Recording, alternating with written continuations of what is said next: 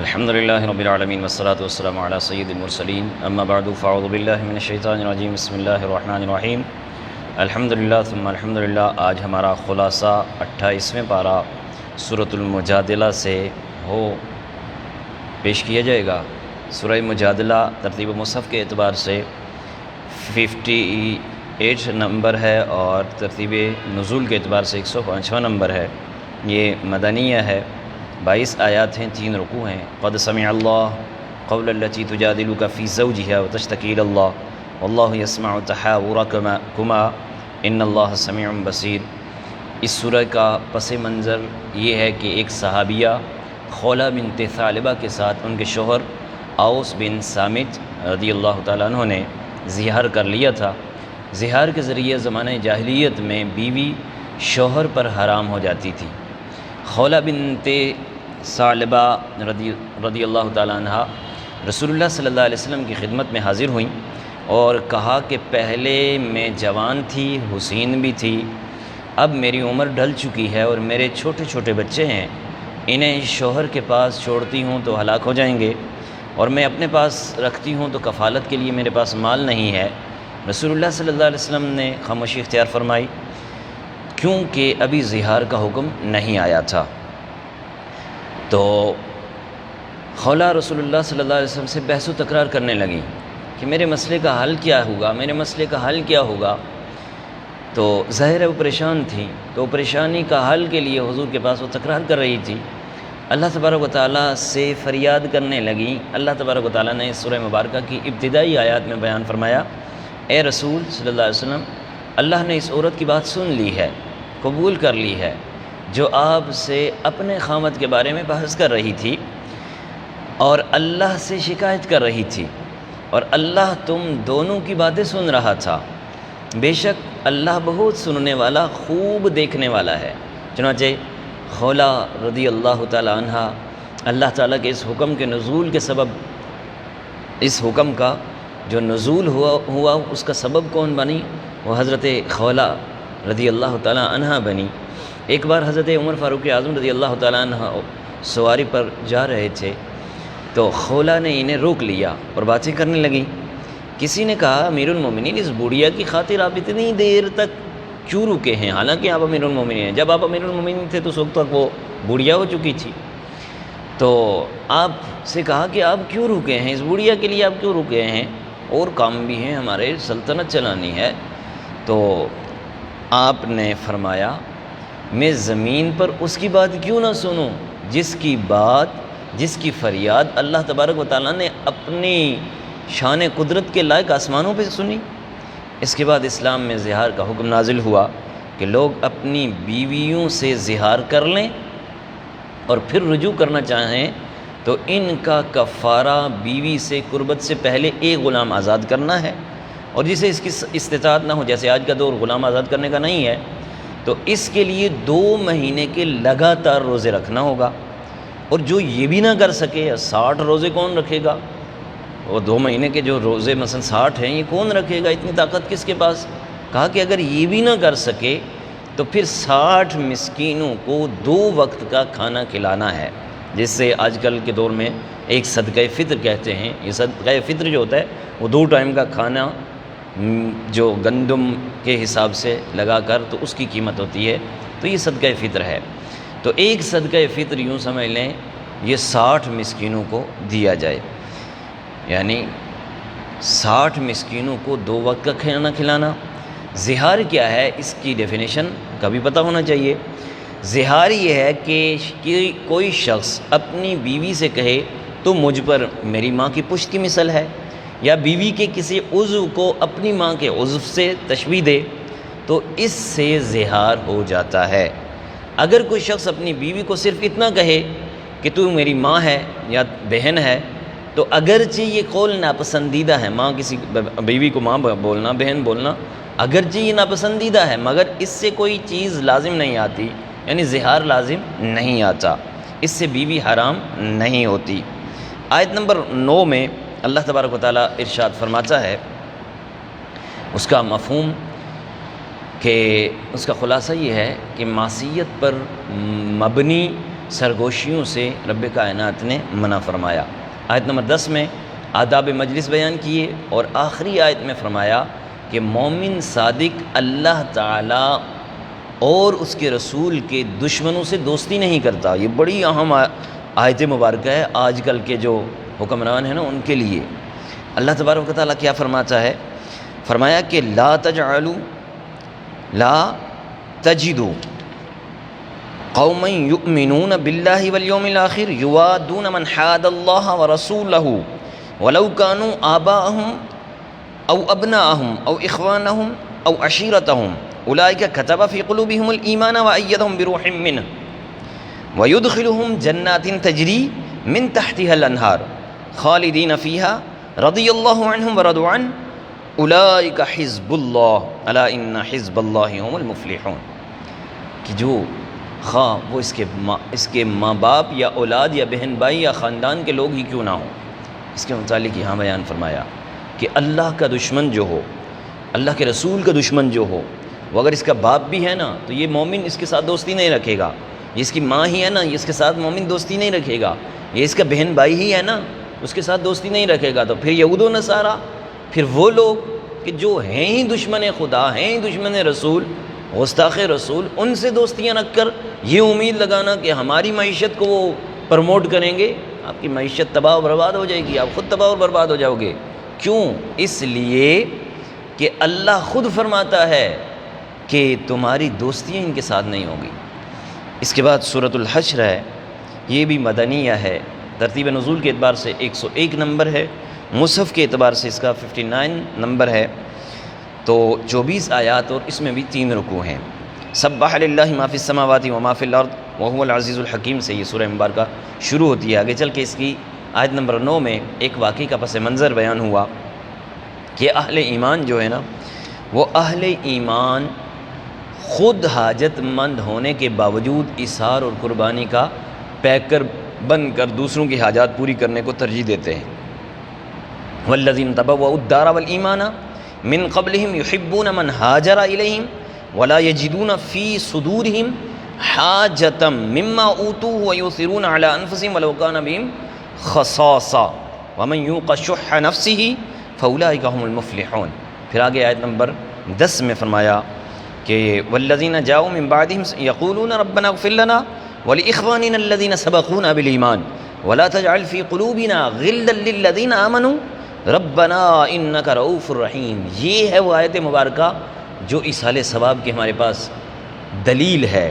رب کائنات نے یہ ہمیں فرمایا کہ سابقون الاولون مہاجرین اور انصار، ان کے کرام کی مدح کے انداز میں ذکر فرمانے کے بعد فرمایا کہ آنے والے اپنے سابق ایمان والے جو مسلمان بھائی ہیں ان کے لیے دعائیں مغفرت کرو۔ کیا ہے دیکھیں نا صحیح، ربنا اغفر لنا، اے اللہ ہماری مغفرت فرما، ولاخواننا الذین سبقونا بالایمان، اور ہمارے ان بھائیوں کی مغفرت فرما سبقونا بالایمان جو ہم سے پہلے ایمان لا چکے، ولا تجعل فی قلوبنا غلا للذین آمنوا ربنا انک رؤوف رحیم۔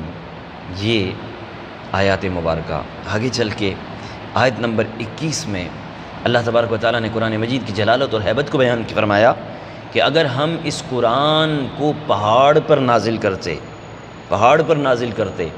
تو اسے عقل و شعور کی نعمت عطا کرتے، تو اے انسان تو دیکھتا ہے کہ وہ پہاڑ قرآن کی ہیبت سے جھکا ہوا ہوتا اور اللہ کے خوف سے پاش ہو جاتا۔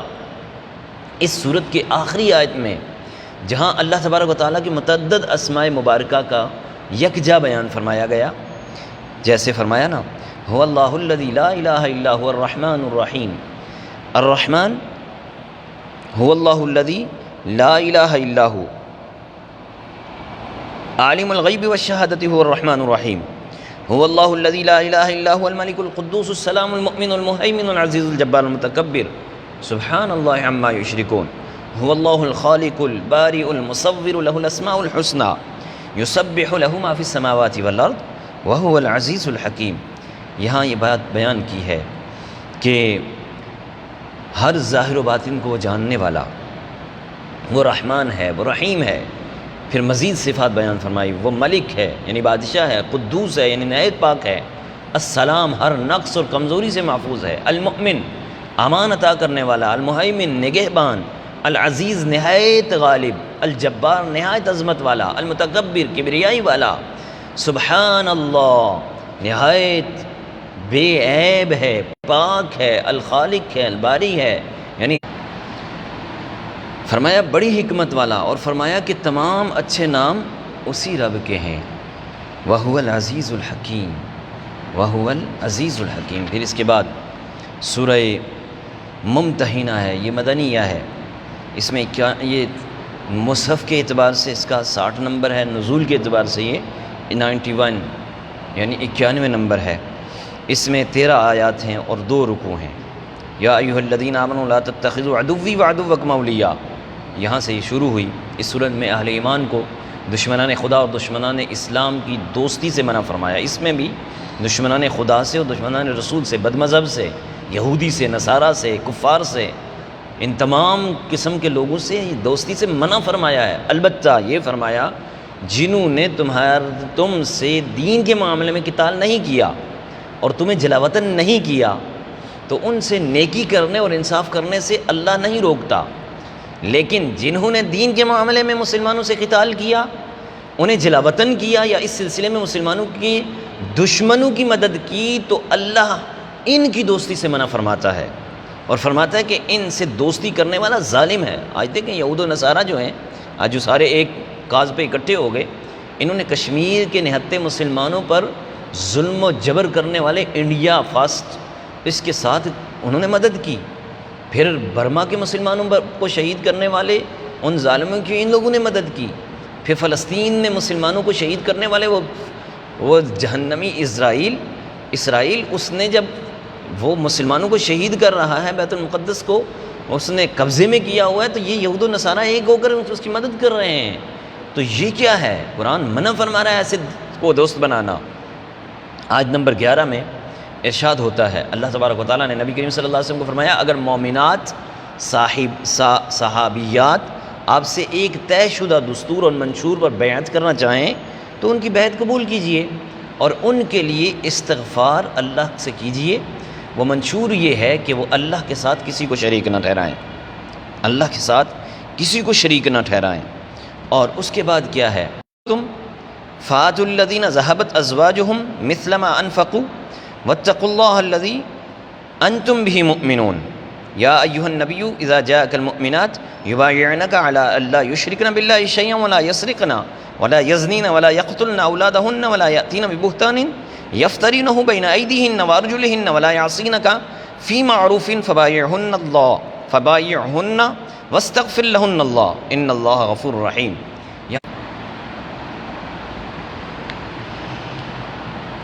اللہ تبارک و تعالیٰ کے ساتھ کسی کو شریک نہ ٹھہرائیں، چوری نہ کریں، زنا نہ کریں، افلاس کے خوف سے اپنی اولاد کو قتل نہ کریں، اور بے اصل بہتان تراشیاں نہ کریں، اور کسی بھی نیک کام میں آپ کی نافرمانی نہ کریں۔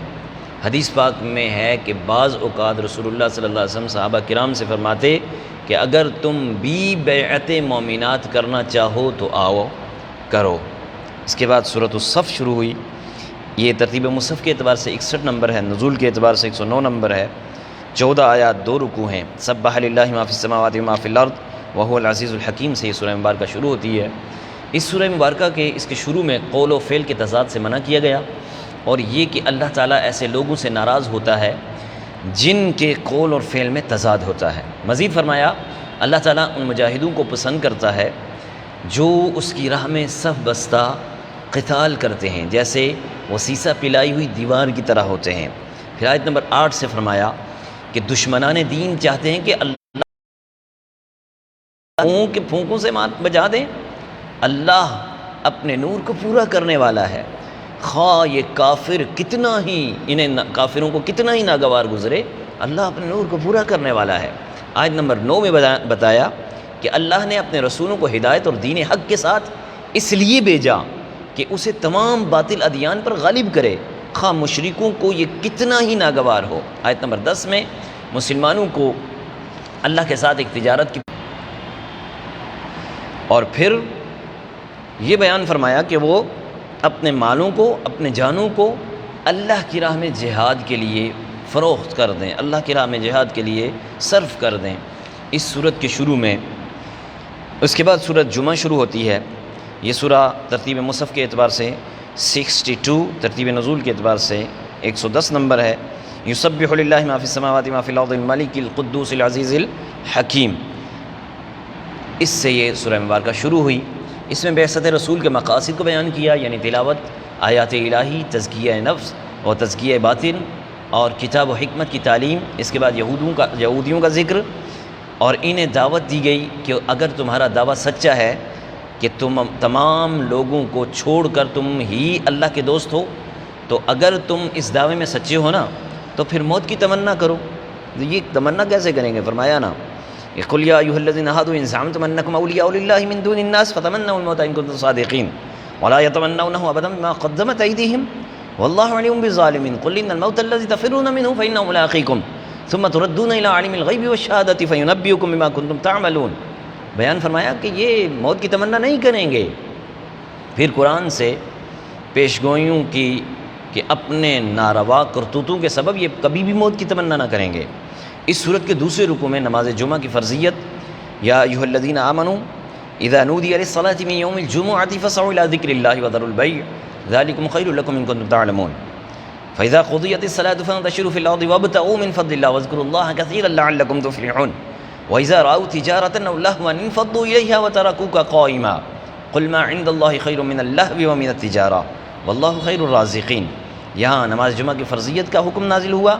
جب نماز جمعہ کے لیے ندا دی جائے تو سب کام کاج چھوڑ کر نماز کے لیے دوڑے چلے جاؤ، اور جب نماز ادا کر چکو تو وسائل رزق کو تلاش کرو۔ حدیث پاک میں فرمایا کہ جو شخص سستی کی بنا پر، کاہلی کی بنا پر 3 جمعے چھوڑ دے تو اللہ اس کے دل پر مہر لگا دیتا ہے۔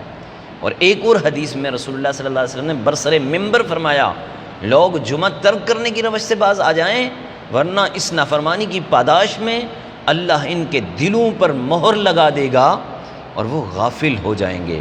اس کے بعد سورہ منافقون شروع ہوتی ہے۔ یہ مدنی سورہ ہے، 104 اس کا نزول ہے اور 63 اس کا یہ مصحف کے اعتبار سے ہے۔ اس سورہ مبارکہ میں اذا جاءك المنافقون قالوا نشهد انك لرسول الله والله يعلم انك لرسوله والله يشهد ان المنافقين لكاذبون۔ اس صورت کے دوسرے رکوع میں اللہ تبارک و تعالیٰ نے اہل ایمان کو فرمایا، مال اور اولاد کی محبت تمہیں اللہ کے ذکر سے غافل نہ کر دے۔ یا ایھا الذین آمنوا لا تلہکم اموالکم ولا اولادکم عن ذکر اللہ ومن یفعل ذلک فاولئک هم الخاسرون وانفقوا مما رزقناکم من قبل ان یأتی احدکم الموت فیقول ربی لولا اخرتنی الی اجل قریب فاصدق واکن من الصالحین ولن یؤخر اللہ نفسا اذا جاء اجلها واللہ خبیر بما تعملون۔ تو اس میں یہ بیان کیا کہ تمہیں اولاد کی محبت، مال کی محبت غافل نہ کر دے اللہ کے ذکر سے، اور پھر فرمایا کہ ہم نے تمہیں جو مال عطا کیا، موت سر پر آنے سے پہلے اسے دین کی راہ میں خرچ کر دو، ورنہ فرشتہ اجل کو دیکھ کر ہر ایک کہے گا مجھے تھوڑی سی مہلت حیات مل جاتی، میں صدقہ کروں اور نیکوکاروں میں ہو جاؤں۔ اللہ نے فرمایا کہ موت کا وقت مقرر آنے ہے اور کسی کو ایک سانس کی بھی مہلت نہیں ملے گی۔ اس کے بعد سورۃ التغابن ہے، یہ مدنیہ ہے، 108 اس کا نزول ہے اور 64 اس کا مصحف کے اعتبار سے ہے۔ یہ بھی 2 رکوع ہیں، 18 آیات ہیں۔ اس کی 11ویں آیت میں اہل ایمان کو فرمایا کہ تمہاری بیویوں اور تمہاری اولاد میں سے کچھ تمہارے دشمن ہیں، ہاں تمہاری بیویوں میں سے اور تمہاری اولاد میں سے کچھ تمہارے دشمن ہیں، سو ان سے ہوشیار رہو۔ یعنی بعض اوقات اہل و عیال کی محبت کے غلبے اور ان کے جائز اور ناجائز فرمائشوں کی خواہشات کی تکمیل کے لیے انسان دین سے دور ہو جاتا ہے اور جہاد سے قدم روک دیتا ہے، تو اس لیے یہاں فرمایا گیا۔ اس کے بعد سورۃ الطلاق ہے، یہی سورہ مبارکہ ترتیب مصحف کے اعتبار سے 65 نمبر، نزول کے اعتبار سے 99 نمبر ہے۔ اس سورت کے شروع میں فرمایا کہ جب تم اپنی بیویوں کو طلاق دو، ان کی عدت کا وقت شروع ہونے سے پہلے طہر میں انہیں طلاق دو، یعنی طلاق کے بعد عدت کا حساب رکھنا اور پورا کرنا ضروری ہے۔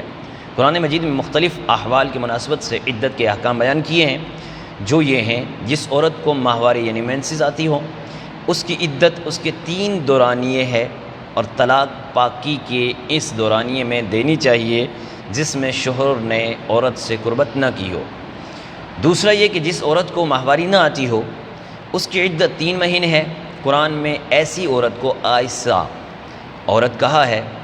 تیسرا ہے حاملہ عورت، حاملہ کو طلاق دے دی تو بچہ پیدا ہوتے ہی اس کی عدت ختم ہو جائے گی، خواہ مدت کم ہو یا زیادہ ہو۔ چوتھا وہ عورت کہ جس سے نکاح ہوا ہو لیکن رخصتی عمل میں نہ آئی ہو، خلوت صحیحہ نہ ہوئی ہو، تو اس پر کوئی عدت نہیں ہے۔ طلاق دیتے ہی پانچواں وہ کہ جس عورت کا شوہر وفات پا گیا، اس کی عدت، جس عورت کا شوہر وفات پا گیا اس کی عدت 4 ماہ 10 دن عدت وفات ہر صورت میں لازم ہوگی، خواہ رخصتی عمل میں آئی ہو یا نہ آئی ہو۔ حاملہ عورت کا شوہر وفات پا گیا ہو تو اس کے حق میں حاملہ والی عدت بھی مؤثر ہے، خواہ اس کا دورانیہ عدت وفات سے کم ہو یا زیادہ ہو۔ قرآن نے یہ بھی فرمایا کہ طلاق رجعی کی صورت میں عدت کی تکمیل سے پہلے بلائی کے ساتھ، یعنی نیک ارادے سے رجوع کر لو یا دستور کے مطابق جدا کر دو، اور رجوع کی صورت میں 2 گواہ مقرر کر لو۔ یہ حکم ایجابی ہے، یہ حکم جو ہے یہ ایجابی نہیں ہے، استحبابی ہے، یعنی یہ حکم جو ہے یہ واجب نہیں ہے، مستحب ہے۔ قرآن نے یہ بھی حکم دیا کہ مطلقہ عورتوں کو عدت کے دوران اپنی حیثیت کے مطابق نان نفقہ دو اور انہیں تنگ نہ کرو۔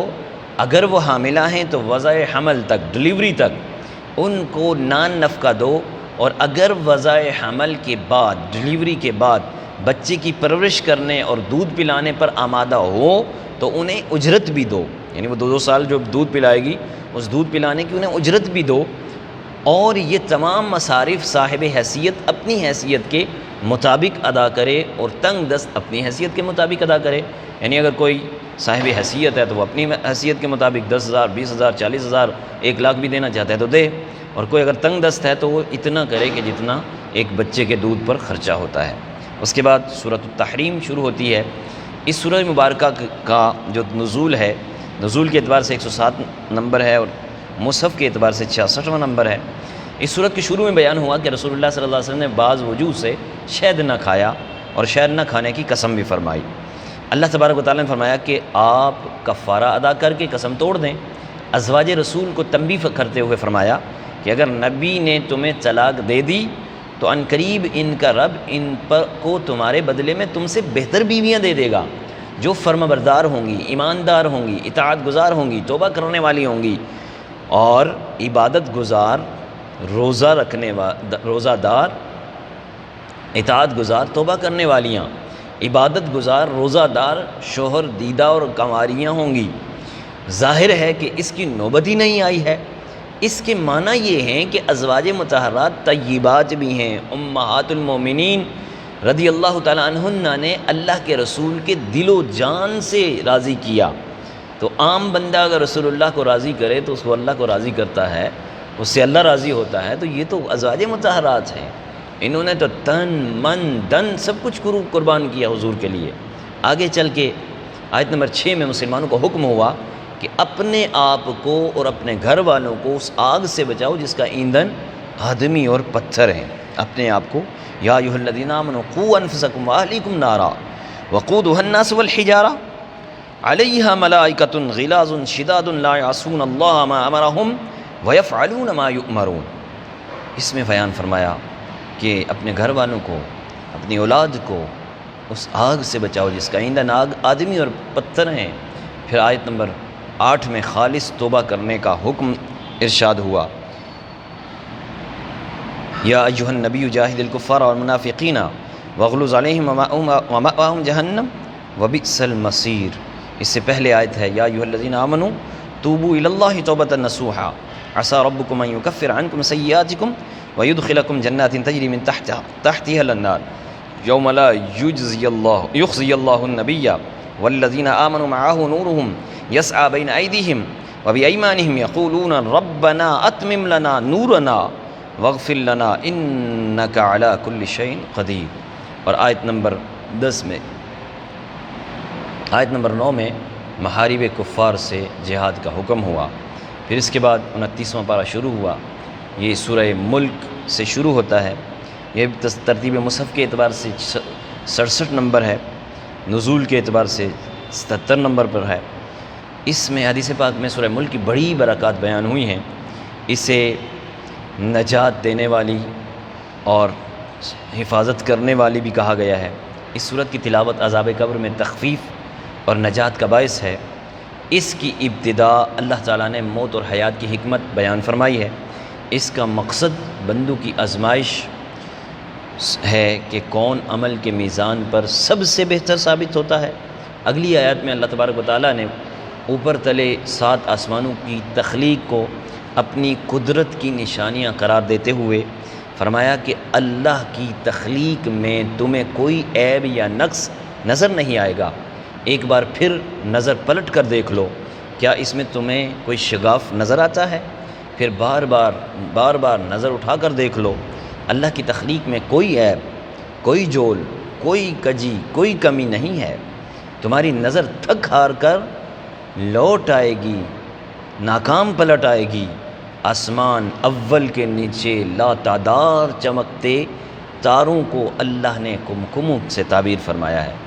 آگے آیت نمبر 19 میں اللہ تبارک و تعالیٰ نے فرمایا، کیا انہوں نے اپنے اوپر کبھی پر پھیلائے اور کبھی پر سمیٹے ہوئے پرندوں کو نہیں دیکھا؟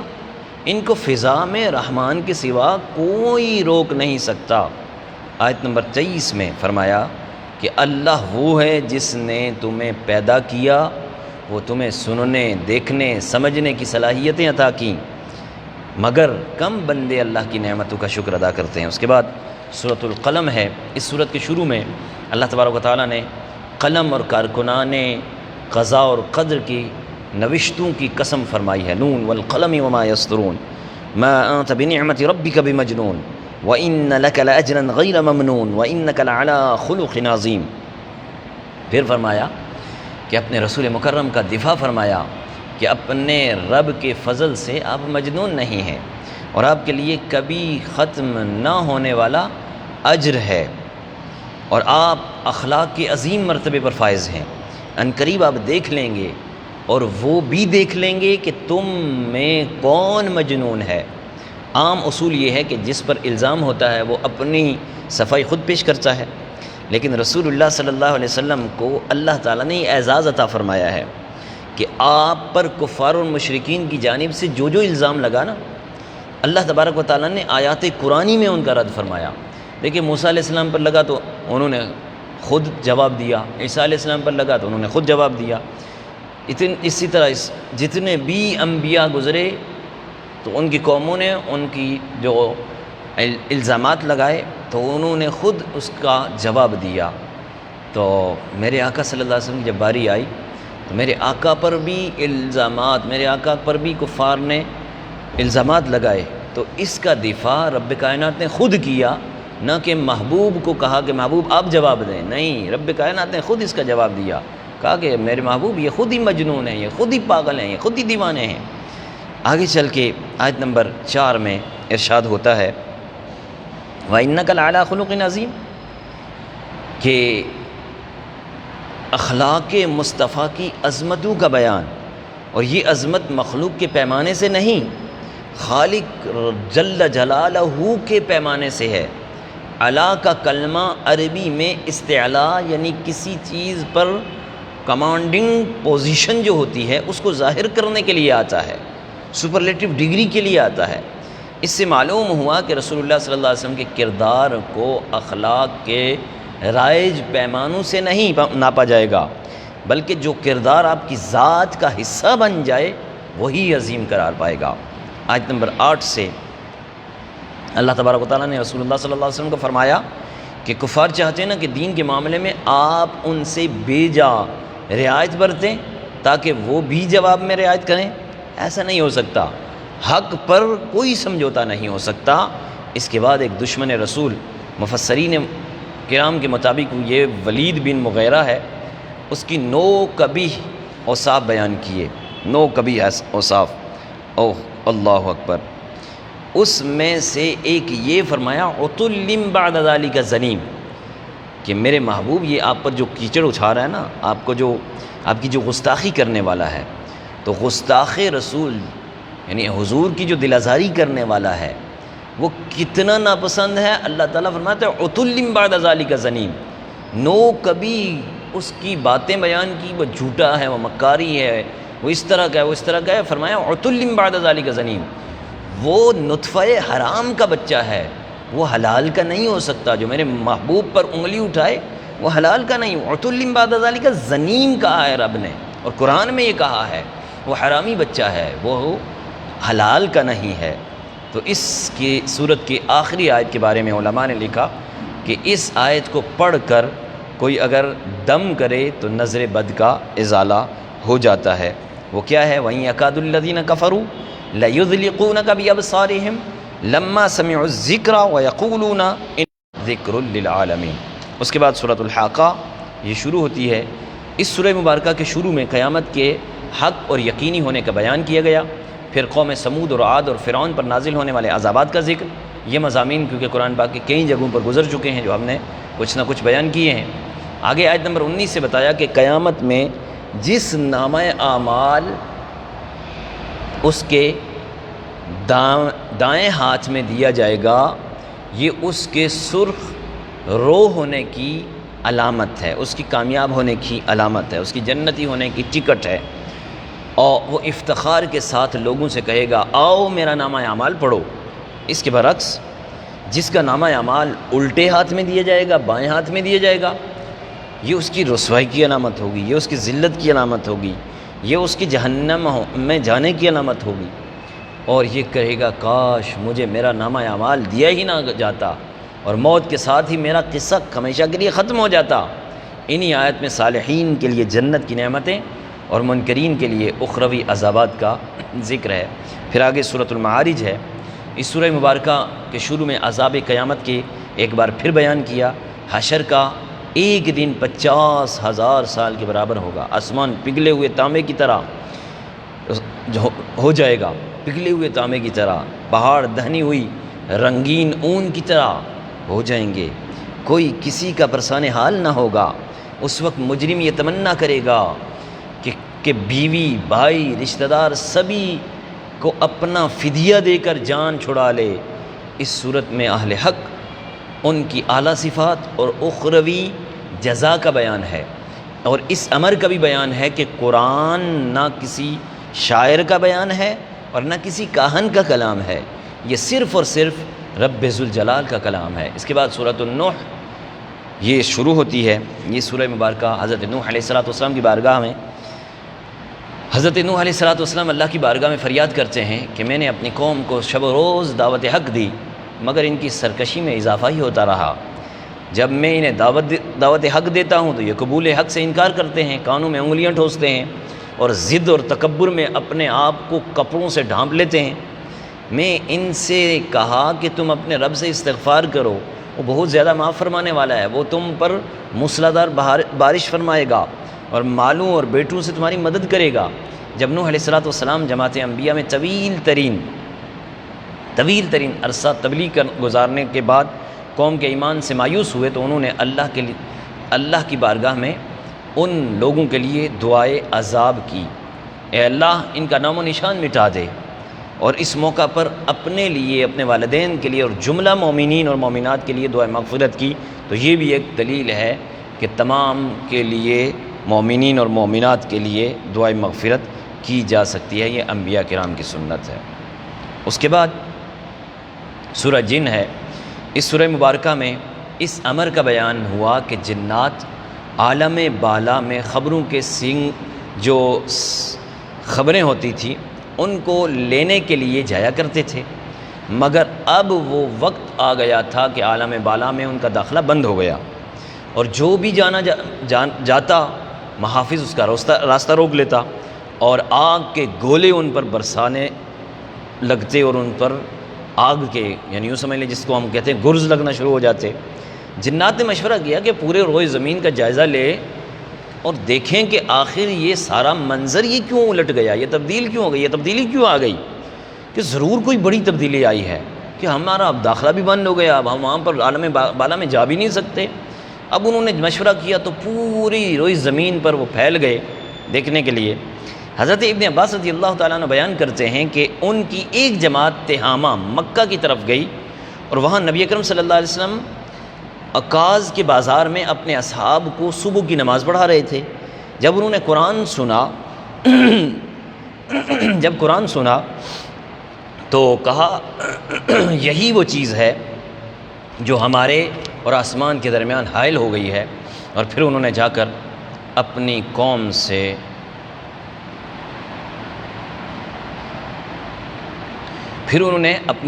جا کر بتایا کہ ہم نے عجیب قرآن سنا ہے جو راہ ہدایت کی طرف رہنمائی کرتا ہے، ہم اس پر ایمان لے آئے اور ہم ہرگز اپنے رب کے ساتھ کسی کو شریک نہیں کریں گے۔ بے شک ہمارا رب شان و بلندی والا، عظمت والا، اس کی نہ کوئی بیوی ہے نہ کوئی بیٹا ہے۔ انہوں نے کہا کہ ہم میں سے کچھ اطاعت گزار ہیں اور کچھ سرکش ہیں، اور جنات کا سرکش گروہ جہنم کا ایندھن بنیں گے۔ عربی میں جیم نون نون سے جو بھی کلمات بنتے ہیں، ان میں جو ستر ہے اور پوشیدگی ہے، اس کے معنی پائے جاتے ہیں۔ اسی معنی میں جن بھی ہے وہ ہماری نظروں سے پوشیدہ ہیں،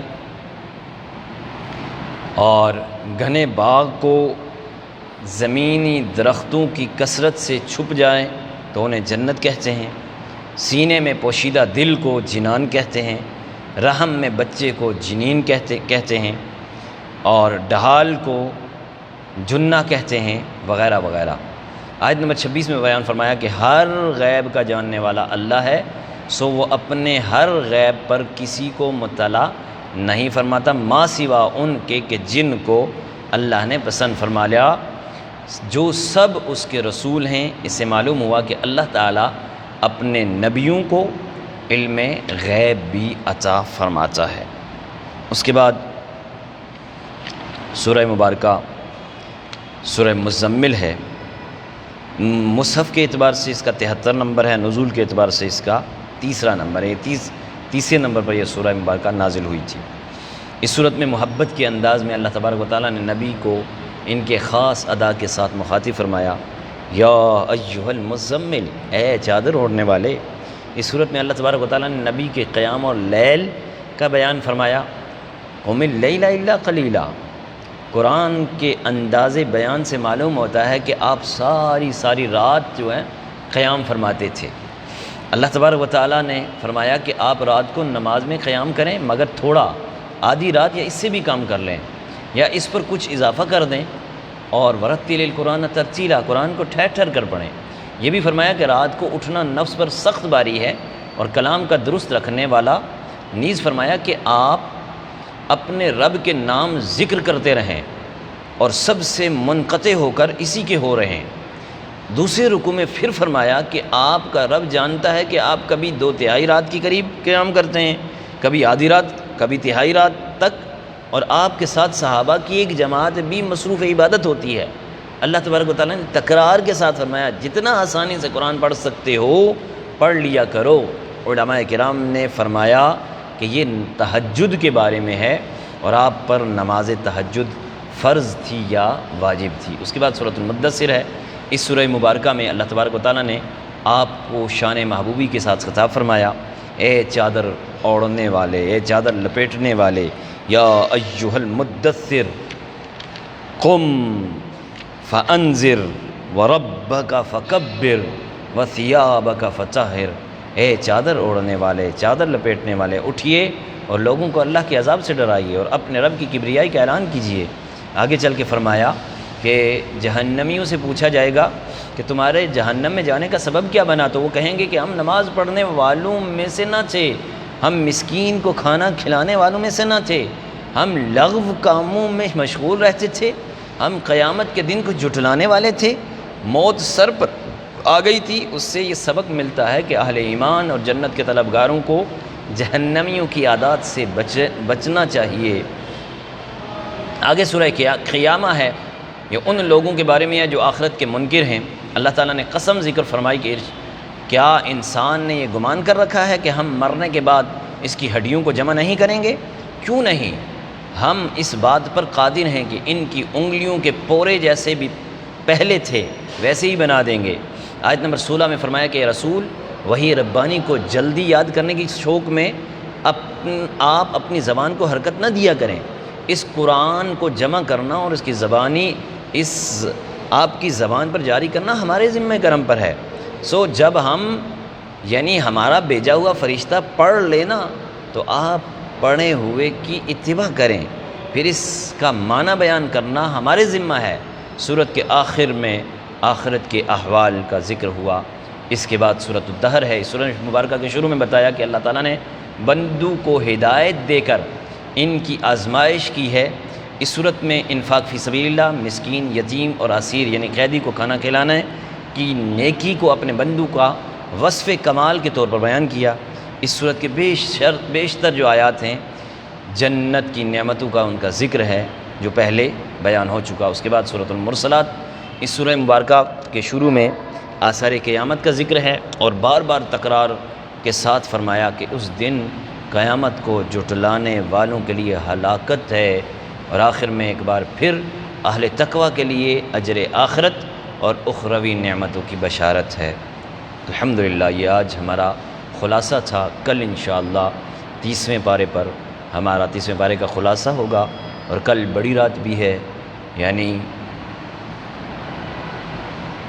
تاک راتوں میں سے پہلی رات ہے، میرے مولا کائنات کی شہادت کی رات ہے، تو یہ کل انشاءاللہ ہمارا ختم قرآن خلاصاتاً بھی ہوگا، اور یہ سارا ثواب ہم تمام انبیاء، صدیقین، شہداء، صالحین، اتقیاء، اصفیاء، اولیاء اور بالخصوص آقا کریم علیہ الصلوۃ والسلام، اہل بیت اطہار اور سیدنا مولا کائنات کی بارگاہ میں انشاءاللہ پیش کریں گے۔ اللہ تعالی ہمیں قرآن کے احکامات کو سمجھنے کی توفیق عطا فرمائے۔